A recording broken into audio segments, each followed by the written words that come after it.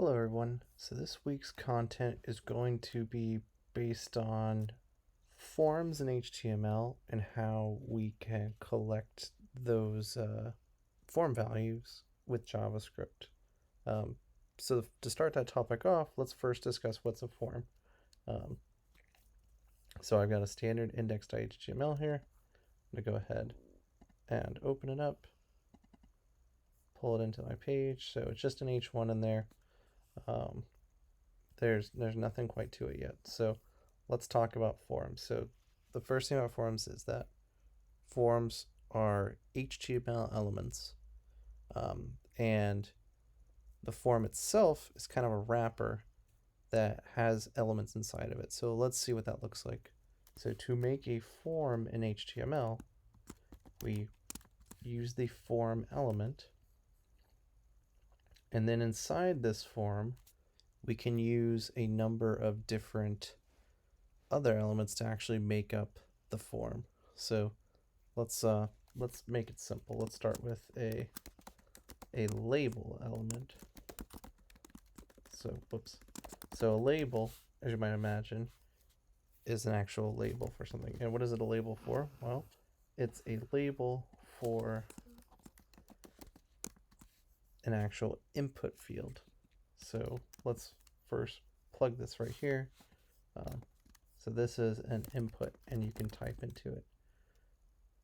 So the first thing about input is that it takes a number of attributes and it's self-closing. So notice we don't have something like this.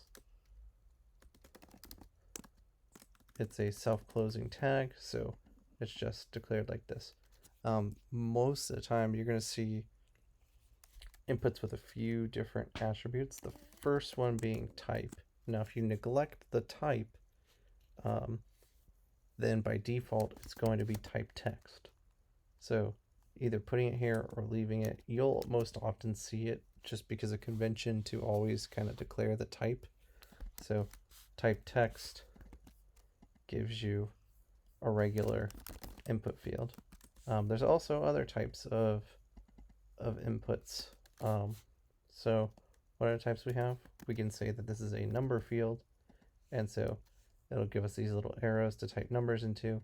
It won't let you type any letters in it, just numbers. And that's cool. There's also email. So this will kind of give, if we refresh it, give the form a little bit of validation for email addresses.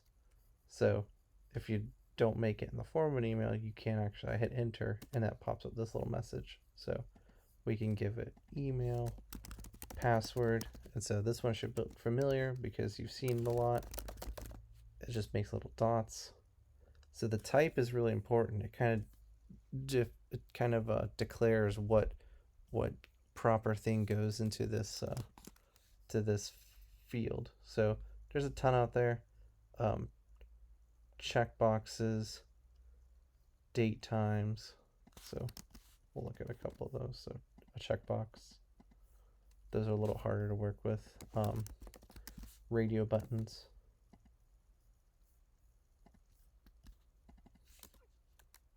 And date time. So for plugging in dates, but for the most part in this class, we'll mostly be working with text.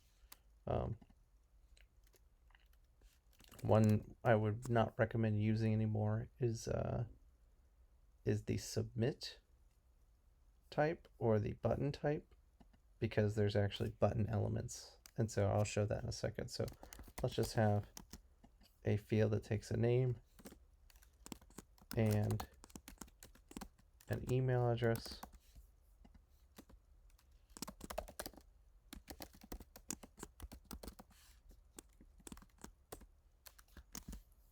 And so we'll have two forms, and finally we will end it with something to submit the form.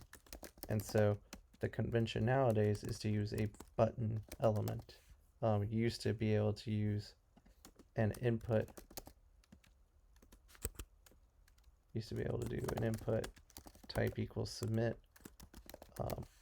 but that actually turns out to be kind of crappy. It's much better to use the button elements.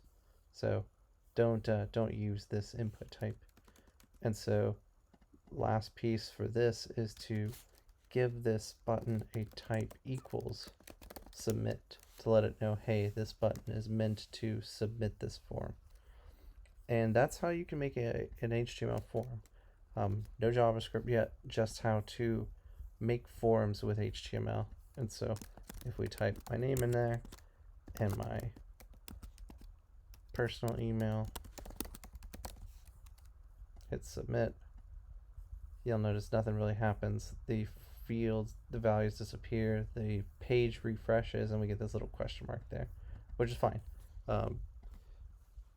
In old HTML land, in old web days, we would submit the form to a server, but in the next video I'm going to show you how to actually collect those values with JavaScript. So thank you for watching, and I'll see you in the next video.